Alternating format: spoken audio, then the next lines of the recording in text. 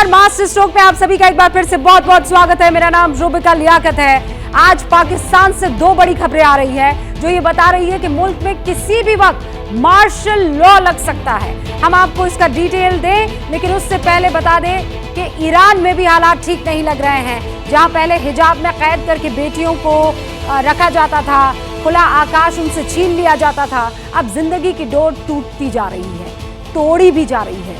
Iran में जुल्म का राउंड 2 अब शुरू हो चुका है।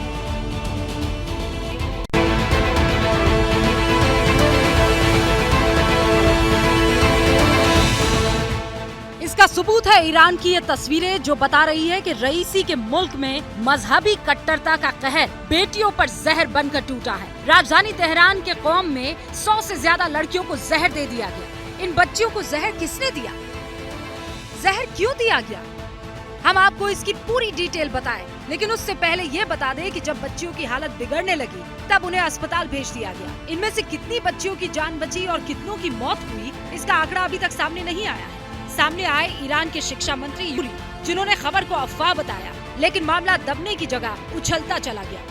हार कर ईरान की सरकार को कबूलना पड़ा कि बच्चियों को जहर जानबूझकर दिया गया था। ये घटना जितनी डराने वाली है उससे ज्यादा खौफनाक है इसके पीछे की वजह। बताया जा रहा है कि कुछ कट्टरपंथी नहीं चाहते थे कि बच्चियां पढ़ाई करें। वो इलाके की सारी गर्ल्स स्कूल हमेशा के लिए बंद करवाना चाहते थे और इसीलिए बच्चियों को सांस के जरिए जहर दिया गया। बच्चियों के लंग्स की जांच में इन सब के सबूत मिल चुके हैं।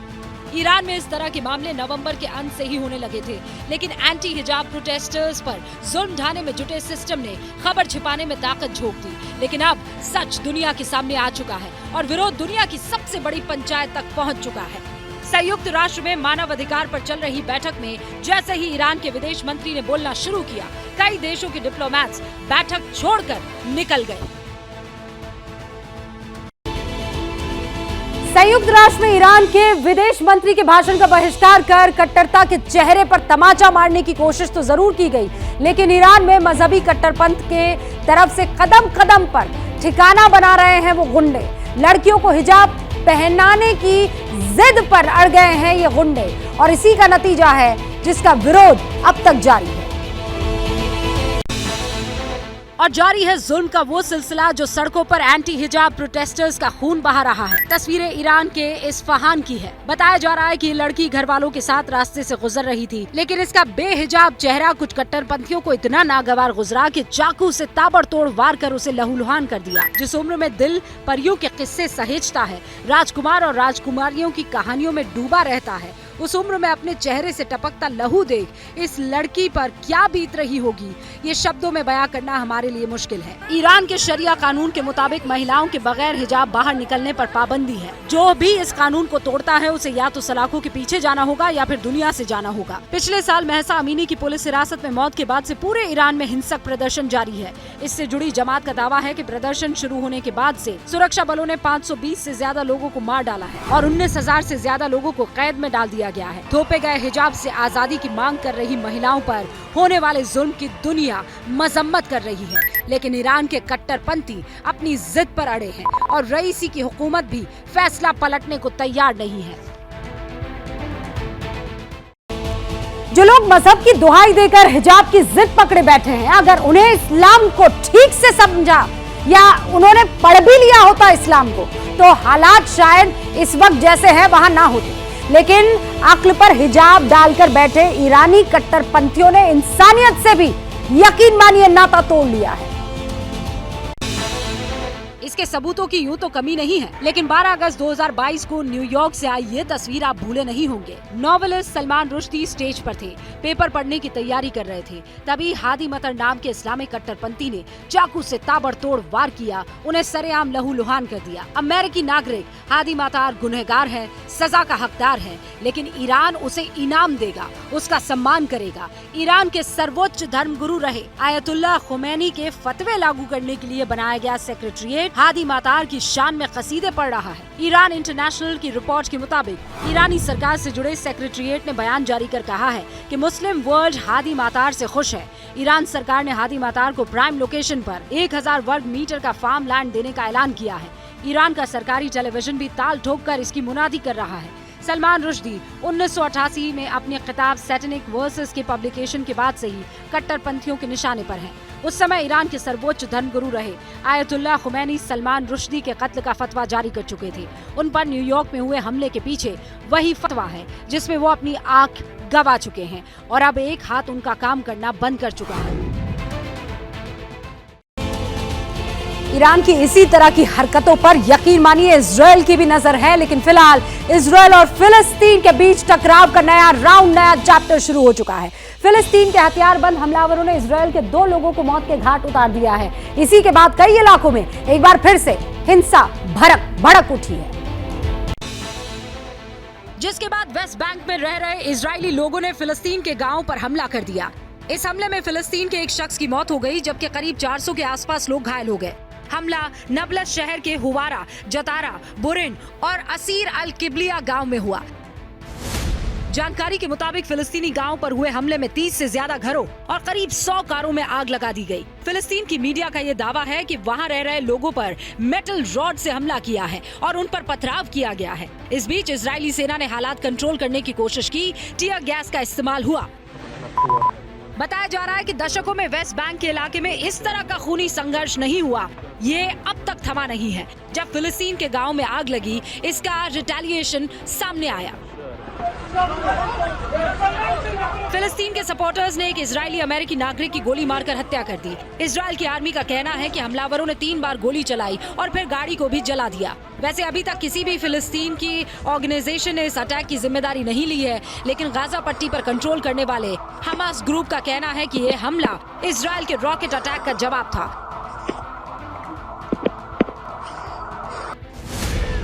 इन सब के बीच इजरायल अपने ही घर में विरोध का सामना भी कर रहा है। लगातार एक कानून में बदलाव की मांग को लेकर लोग सड़कों पर है। कहा जा रहा है कि संसद को सुप्रीम कोर्ट की पावर कम करने वाला कानून वापस लेना चाहिए।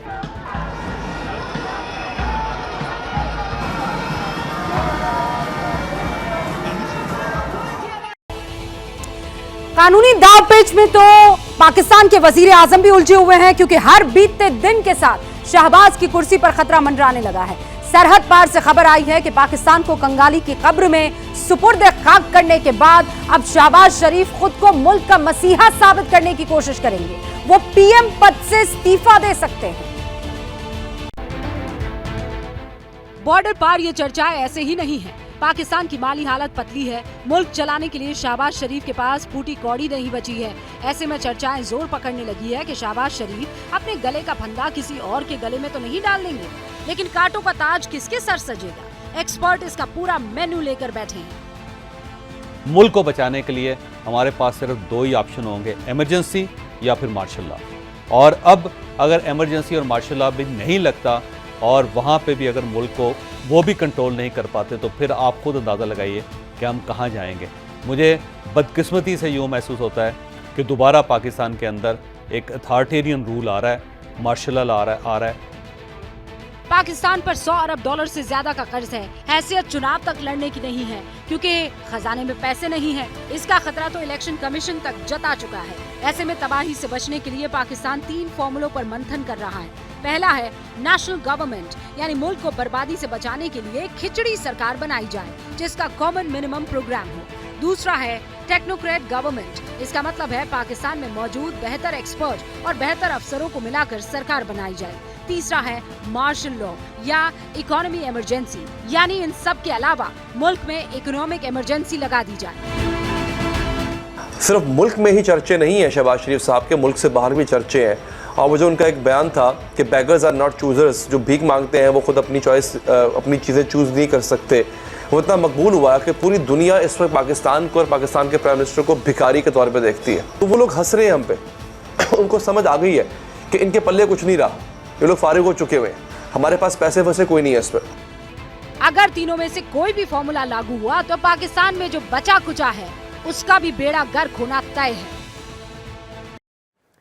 देखिए, ऐसा है, पाकिस्तान में सिर्फ सत्ता का फॉर्मूला ही नहीं ढूंढा जा रहा है, वहाँ तो बहुत सारे फॉर्मूले ढूंढे जा रहे हैं ना। जैसे आवाम के लिए अंडा बड़ा महंगा हो गया है, तो अंडों की भी खोजबीन जुट गई है जनता वहाँ पर। बाकायदा मौलाना का दरबार लगता है, सवाल जवाब होते हैं और आवाम पूछती है कि अगर मुर्गियों के अंडे नहीं मिले तो फिर मोरनी के अंडे खाने चाहिए कि नहीं खाने चाहिए। मोरनी के अंडों पर मौलानाओं का ये जो अनकट भाषण है वो सुनिए आप, बहुत दिलचस्प है।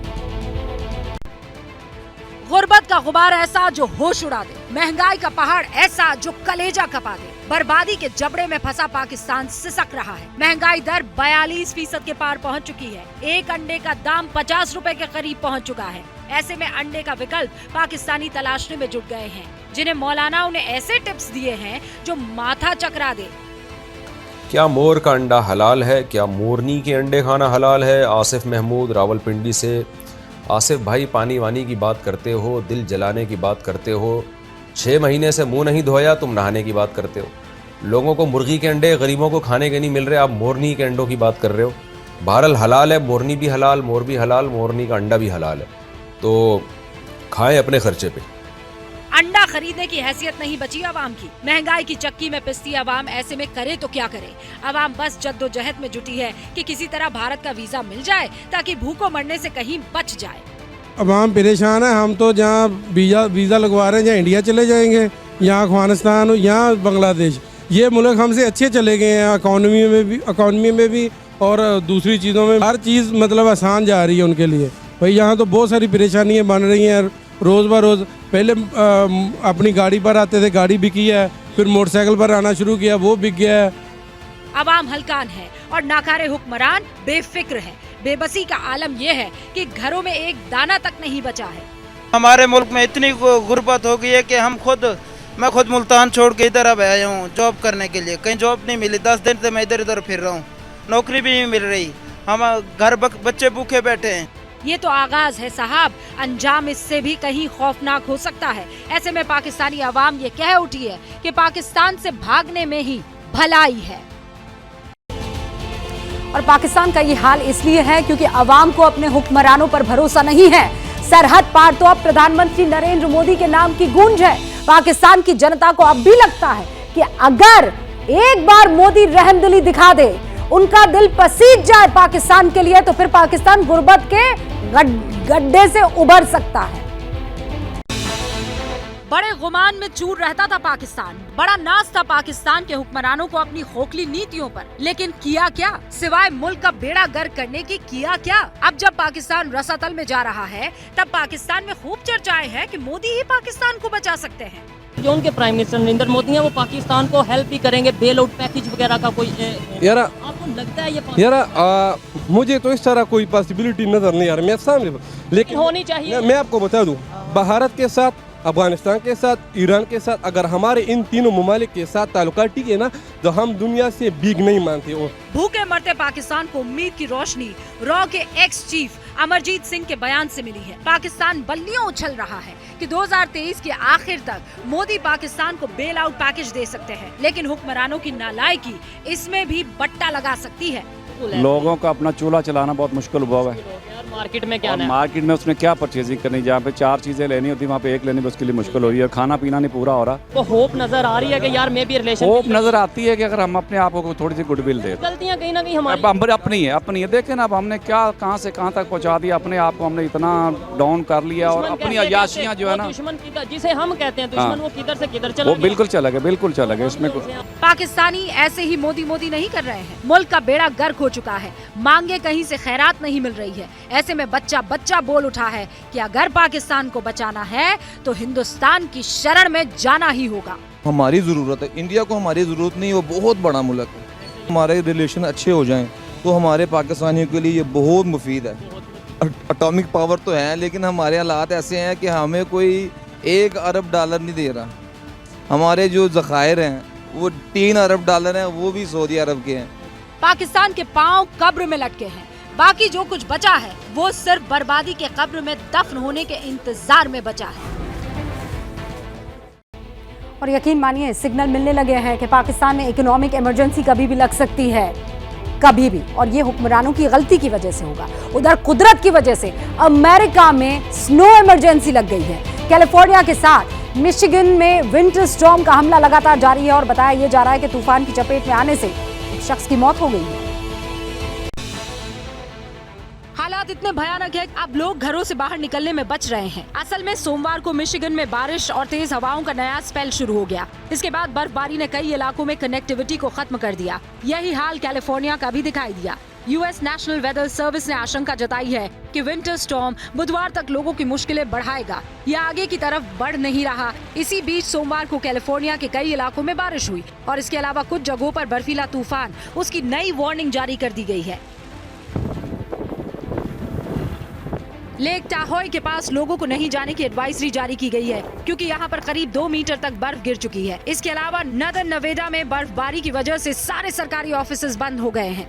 इस दौरान लॉस एंजलिस काउंटी में लैंडस्लाइड की वजह से कई घरों में नुकसान पहुंचा है। कुछ जगहों पर तेज हवाओं के चलते पेड़ भी टूट गए हैं। लॉस एंजलिस काउंटी में भी कोल्ड वेदर का अलर्ट जारी हो गया है। इसी तरह हालात मिशिगन में भी बने हुए हैं, जो पिछले 5 दिनों से बर्फीले तूफान की मार झेल रहा है। यहाँ करीब 1,30,000 से ज्यादा लोग ऐसे हैं जो बगैर बिजली के रहने को मजबूर है। बीच में बर्फबारी रुकने के बाद पावर रिस्टोर करने की कोशिश हुई थी, लेकिन बारिश और तूफान ने इस काम में अड़ंगा लगा दिया। अब लोगों को ये कहा जा रहा है कि सेंट्रल और नॉर्थ मिशिगन काउंटी में एक और तूफान आ रहा है, जिसकी वजह से हालात और बिगड़ सकते हैं। ये कुदरत का अपना एक यूनिक सिस्टम है जिसे इंसान को फॉलो करना ही चाहिए, वरना ये हो जाता है जो अभी आपने देखा। हालांकि जिस वक्त बर्फबारी का वीडियो अमेरिका में सर्कुलेट हो रहा था, उसी दौरान हरियाणा के गुरुग्राम का एक वीडियो हिंदुस्तान में सर्कुलेट हो रहा था। सोशल मीडिया पर फ्लोट हुआ, पूरा दिन ये टॉकिंग पॉइंट बना रहा, व्हाट्सएप और ट्विटर पर जमकर सर्कुलेट हुआ। और क्या था, जरा आप भी देखिए।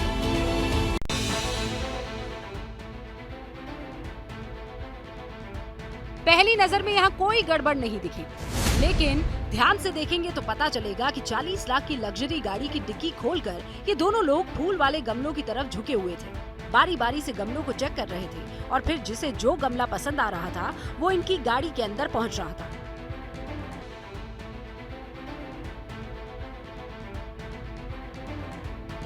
अब आप सवाल पूछ सकते हैं कि भला गमला लेने में बुराई क्या है? जनाब, बुराई कुछ नहीं है।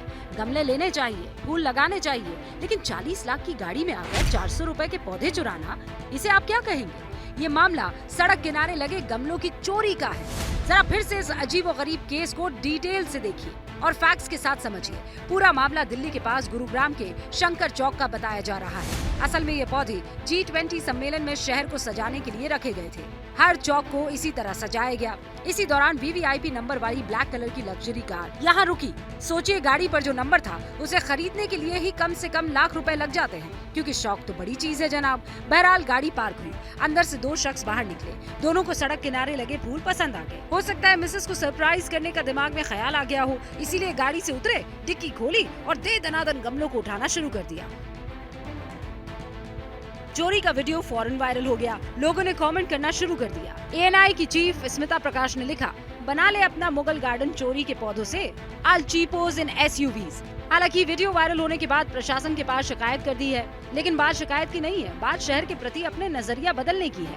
आप लाखों की गाड़ी रखें, महंगे फ्लैट में रहे, इसमें किसी को कोई आपत्ति नहीं है, लेकिन इस तरह की हरकत शहर का, प्रदेश का और देश का नाम इससे खराब होता है। इसीलिए जिम्मेदार नागरिक बनना भी सीखिए। क्या करे ऐसे लोगों का? 40 लाख की लग्जरी कार, 400 रुपए के गमले को चोरी करने निकल गए। ऐसे लोगों को ये लगता है कि इनकी लॉटरी लग गई है। लेकिन एक पुराना जुमला है ना, याद कीजिए। एक भिखारी ने दूसरे भिखारी से पूछा, अरे दोस्त, अगर लॉटरी लग गई हमारी तो क्या करेंगे? तो दूसरे भिखारी ने कहा कि पहले पैदल भीख मांगते थे दोस्त, अब लग्जरी गाड़ी में मांगेंगे। ऐसे ही लग्जरी गाड़ी में भीख मांगने वाले भिखारी पाकिस्तान में सुर्खियों में है आजकल, जो फॉर्च्यूनर और लैंड क्रूजर जैसी गाड़ियों में ट्रैफिक सिग्नल पर भीख मांगते हैं। और ये उनका इंपोर्ट एक्सपोर्ट वाला बिजनेस है, कोट एंड कोट। यकीन ना हो तो स्टोरी को देख लीजिए। डॉक्टर शाजिया नाम की ये लड़की MBBS करने के बाद ऐसी ही एक भिखारी फैमिली के चक्कर में पड़ गई। ऐसा अय्याश परिवार जो कहने के लिए इंपोर्ट एक्सपोर्ट के करोड़ों का धंधा करता था, मगर असली काम था भीख मांगना। मेरी शादी मेरी फैमिली ने की, काफ़ी अच्छे वो लोग थे, उनका इंपोर्ट एक्सपोर्ट का बिजनेस था। तो शादी करवाई जी, तो मेरी फैमिली ने कहा कि क्या नाम लेते हैं, फैमिली काफ़ी अच्छी है तो इसकी शादी कर देते हैं। शुरू के 5-4 मंथ बिल्कुल ठीक रही। शाजिया को कुछ शक हुआ, फिर जब शक के धागे को उसने उधेड़ना शुरू किया तो असलियत सामने आई। असलियत ऐसी कि शाजिया के होश उड़ गए। मैंने देखा कि आहिस्ता आहिस्ता वो सारी फैमिली ना घर से गायब होना शुरू हो गई। सारे गाड़ी में बैठते थे और पता नहीं कहाँ चले जाते थे। फिर मैं एक दिन सारे करके सारे जी बच्चे बड़े सारे जी सारे। अच्छा फिर तो मैं एक दिन घर में अकेली थी, मैं उनके बेसमेंट में गई तो उनके बेसमेंट में ना यूथ गेटअप्स वगैरह थे, कपड़े थे भिखारियों वाले, वो वहाँ पे चेंज करते थे और भीख मांगने जाते थे। सारा घर भीख मांगने जाता जी। शाजिया के लिए तो ये स्याह सच कल्पनाओं में भी कपाने वाला था। सच्चाई जानने के बाद खुद की तसल्ली के लिए ये एसयूवी वाले भिखारियों के अड्डे पर पहुंच गई। फॉर्च्यूनर और लैंड क्रूजर में बैठ के वहाँ से निकलते और भीख मांगने जाते। जी भीख मांगने जाते थे। कैसे पकड़ा भीख मांगने, गाड़ी के कैसे पीछे किया? मैं फिर एक दफा उनके पीछे गई, जाके देखा तो ये ऐसी वो लाहौर में जगह जगह पे जाके अपने उन्होंने ग्रुप्स बनाए थे तो भीख मांगते थे। मतलब सामानों के इंपोर्ट एक्सपोर्ट के नाम पर इमोशन का एक्सपोर्ट कर पैसों के इंपोर्ट का फुल टाइम धंधा था इस फैमिली का। शाजिया इस फैमिली में फंस गई थी।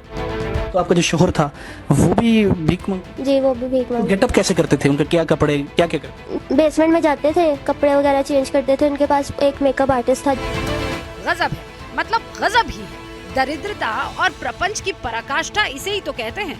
प्रपंची मुल्क, प्रपंची सरकार, प्रपंची परिवार, कट्टरवाद की नींव पर खड़े मुल्क की नसों में रक्त से कहीं ज्यादा प्रपंच बह रहा है। अपनी अय्याशी के लिए प्रधानमंत्री, कैबिनेट मंत्री, संतरी मुल्क बर्बाद कर रहे हैं और ऐसी ही अय्याशी के लिए एक परिवार ने ज़ईन लड़की की जिंदगी बर्बाद कर दी।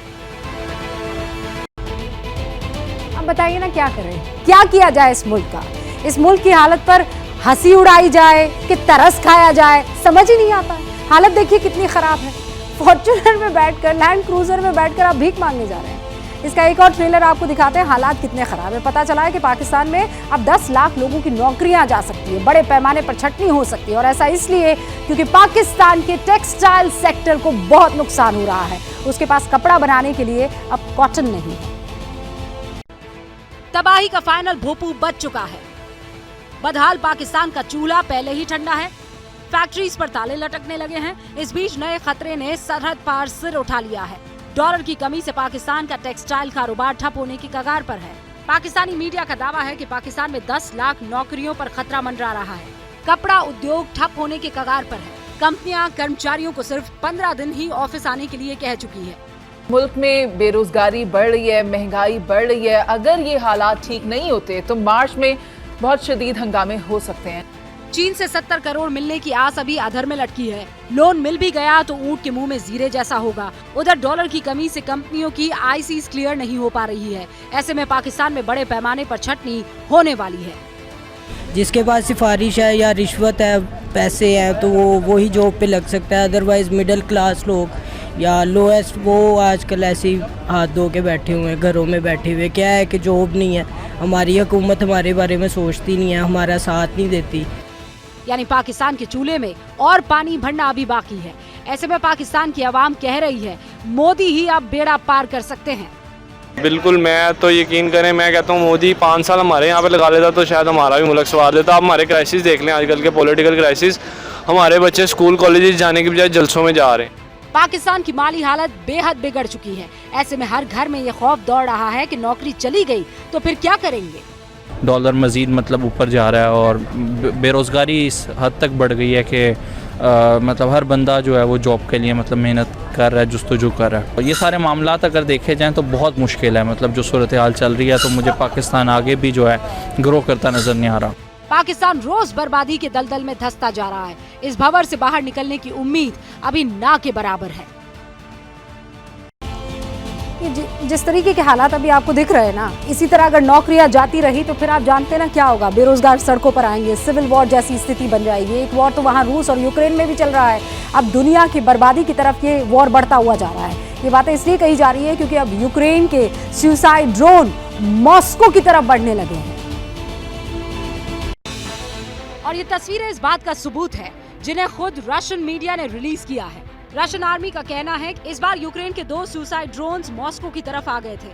मॉस्को टाइम्स की रिपोर्ट के मुताबिक दोनों यूक्रेनी ड्रोन्स ने सदर्न रशिया में सिविलियन इंफ्रास्ट्रक्चर को नुकसान पहुंचाया। इसे लेकर मॉस्को रीजन के गवर्नर आंद्रे वोरोबियोव का स्टेटमेंट भी सामने आया। इसमें बताया गया कि ये दोनों ड्रोन गुबास्तोवा गांव की तरफ पहुंचे और यहां उनका टारगेट सिविलियन पॉपुलेशन था।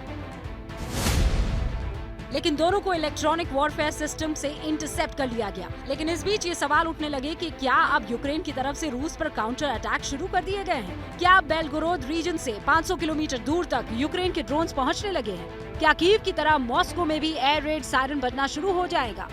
ये सारे डेवलपमेंट उस वक्त हो रहे हैं जब अमेरिका ने नए सिरे से यूक्रेन को हाईटेक मिलिट्री इक्विपमेंट देने का फैसला किया है। लेकिन दूसरी तरफ पुतिन ने भी अमेरिका को घेरने की सॉलिड प्लानिंग कर दी है। खबरें हैं कि रूस की नौसेना में 2 नई अलेक्जेंडर 3 न्यूक्लियर सबमरीन शामिल होने वाली है। ये सबमरीन एक साथ 16 मिसाइलों को ले जा सकती है जो अमेरिका तक अटैक करने में केपेबल है। हालांकि जिस वक्त मॉस्को में ड्रोन अटैक की तस्वीरें सामने आई, उसी दौरान जेलेंस्की के बंकर की तस्वीरें भी पहली बार दुनिया ने देखी। इसी बंकर के अंदर से जेलेंस्की रोज नेशन को एड्रेस करते हैं। देखिए, कई लोग ऐसे हैं जो इस वक्त जेलेंस्की को रेजिस्टेंस के सिंबल के तौर पर देख रहे हैं। यूक्रेन की कई ऐसी माएं हैं जो ये कह रही है कि बेटा हो तो जेलेंस्की जैसा। हालांकि जहां तक मां बेटे का सवाल है तो इसे लेकर ग्वालियर में भी बहुत इमोशनल करने वाली एक स्टोरी देखी गई है। एक पुलिस अफसर बेटा और खेतों में काम करने वाली माँ की ये दास्तान आप भी देखिए। ऐसा इसलिए क्योंकि माँ बाप के लिए बच्चों की कामयाबी से बड़ा कुछ नहीं, खासकर माँ के लिए। कंधों पर चमचमाते सितारे, बदन पर वर्दी, खेतों में घास काटती माँ। तस्वीरें मध्य प्रदेश के ग्वालियर से आई। इस माँ का बेटा वर्दी पहनकर जैसे ही गांव पहुंचा, सबसे पहले खेतों में घास काट रही अपनी माँ से आशीर्वाद लेने पहुंच गया। दोनों के बीच की बातचीत सुनकर हर कोई भावुक हो उठा। तो क्या करत है? मैं बुला लिया भैया चाचा तुम। अरे अब भी अब कह का चाचू करत है फालतू में। तो क्या करम भैया, भैंसिया खराखे बिना दूध घी बिना नहीं चले, 4 रिश्तेदार आएंगे अरे तो पैसा से खरीद ली ना, कहाँ पड़ी है चक्कर में। सही कहा था भाई। संतोष पटेल ग्वालियर जिले में एसडीओपी पद पर तैनात हैं। मां के साथ इमोशनल बातचीत का वीडियो उन्होंने सोशल मीडिया पर पोस्ट किया। लिखा, मातृभूमि पर मातृभाषा में ममतामयी बातें। खेतों में घास काटती मां की सीख आगे और भी ज्यादा भावुक कर जाती है। अब गरीबी में मुँह हुआ कारा, अब मोरे बेटा हुआ पुरेश बारा। जमीन में फायदा है कि पढ़ाई में? पढ़ाई में फायदा है, जमीन में कम फायदा है। जमीन सब जगह का पछेर दई, पढ़े लिखे बारा सर्विस बारा। अच्छा। हाँ, सब जगह बारा जमीन बारी का पछेर दई। नौकरी सबसे राजा चीज है। माँ बेटे के दरमियान आगे जो बातचीत हुई वो और भी मोटिवेशनल है। संतोष पटेल को डीएसपी बने 5 साल गुजर चुके हैं, लेकिन माँ आज भी साधारण जिंदगी जीती हैं। सोशल मीडिया पर ये वीडियो खासा ट्रेंड हो रहा है। जिसने भी माँ बेटे का ये वीडियो देखा, उसने यही कहा कि बेटा हो तो ऐसा हो।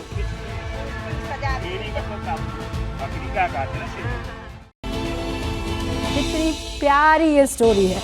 मध्य प्रदेश में माँ और बेटे की बातचीत ने सबको इमोशनल कर दिया, भावुक कर दिया। लेकिन कोरोना की पैदाइश को लेकर अमेरिका जिस तरह अपनी बात से पलटा है, उससे लोगों को हैरान होने का मौका मिल गया है। सवाल यह है कि क्या अमेरिका अब चीन को इस मामले में क्लीन चिट देने की फिराक में है या मसला कुछ और है?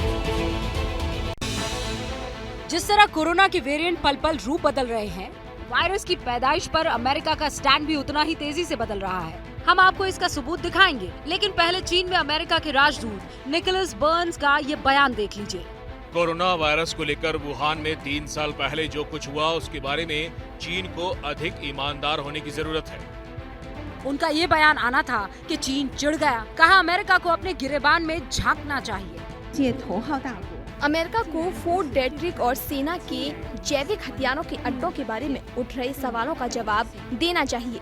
वायरस वाले मुद्दे के राजनीतिकरण से चीन का कुछ नहीं बिगड़ेगा। अमेरिका की विश्वसनीयता को इससे जरूर नुकसान होगा। दुनिया भर में तबाही मचा चुके कोरोना को लेकर अमेरिका शुरू से ही चीन पर आरोप लगाता रहा।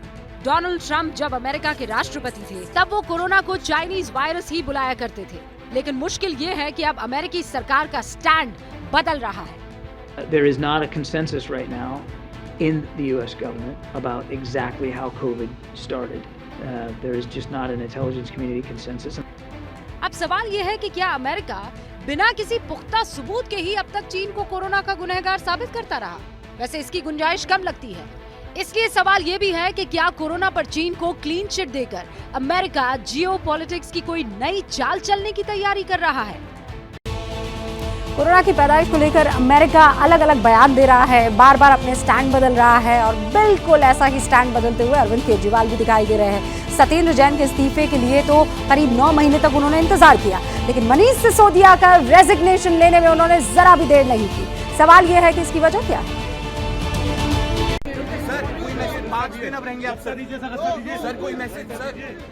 शराब घोटाले में जेल जाने की शर्मिंदगी थी या खुद को ईमानदार बताने की हड़बड़ी, ये तो पता नहीं, लेकिन केस खारिज कराने की मांग पर सुप्रीम कोर्ट से फटकार लगते ही मनीष सिसोदिया ने इस्तीफा दे दिया और अरविंद केजरीवाल ने भी बिना वक्त गवाए मंजूर कर दिया।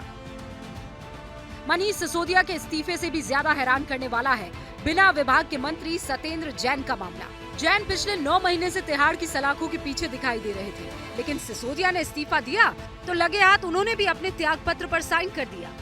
दोनों मंत्रियों का, आदरणीय मनीष सिसोदिया जी का और सत्येंद्र जैन जी का इस्तीफा लिया गया है, उसको मुख्यमंत्री जी ने स्वीकार कर लिया है। लेकिन जहां तक इन दोनों मंत्रियों के ऊपर लगे हुए आरोप का सवाल है, ये आरोप पूरी तरीके से बेबुनियाद है, फर्जी है और कोई सत्यता इसमें नहीं है। ये बात मैं फिर से दोहराना चाहता हूँ। लेकिन लंबे समय से सिसोदिया और जैन का इस्तीफा मांग रही बीजेपी भी मौके के इंतजार में थी, फौरन जवाब दिया। सत्येंद्र जैन को इस्तीफा देने के लिए कब से कहा जा रहा था? 8 या 9 महीने से। दिल्ली की जनता के ऊपर बिना उनके विभाग के मंत्री के वो जेल के अंदर थे और जेल में क्या क्या करते थे सबके सामने था। और मनीष सिसोदिया के अंदर अगर थोड़ी भी नैतिकता होती, जिस दिन उनके ऊपर ये गंभीर आरोप लगा उनको उसी दिन इस्तीफा देना चाहिए था। केजरीवाल के आगे डबल चुनौती है। अब उन्हें 2024 के लिए छवि भी चमकानी है और दिल्ली में सरकार भी चलानी है, जिसका इंतजाम उन्होंने कर भी लिया है। केजरीवाल रणनीति के माहिर खिलाड़ी है। विभागों के बंटवारे के बाद कामकाज का संतुलन तो बना लेंगे, लेकिन घोटालेबाजी के आरोपों में फंसे मंत्रियों के चलते जो इमेज लॉस हुआ है, उससे निपटना आसान नहीं होगा। क्या मजबूरी है मेरी, बताइए। मैं अभी आपको बताती हूँ कि मैंने ओए होए होए होए नमकीन के चटकारे लेते हुए टकटकी मार के डिबेट शो को पॉज रिपीट कर कर के देख रहे हैं जोगिंदर जी। इनकी तरह आप भी देखें अपनी फेवरेट डिबेट्स को रिपीट कर और डाउनलोड कीजिए एबीपी लाइव ऐप अपने स्मार्ट टीवी पर।